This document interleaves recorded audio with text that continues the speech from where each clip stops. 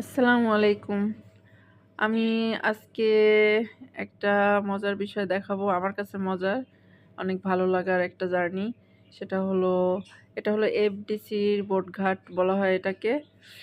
এখান থেকে বোটে করে সাধারণত যাতায়াত করা হয়, ঘোরা হয়।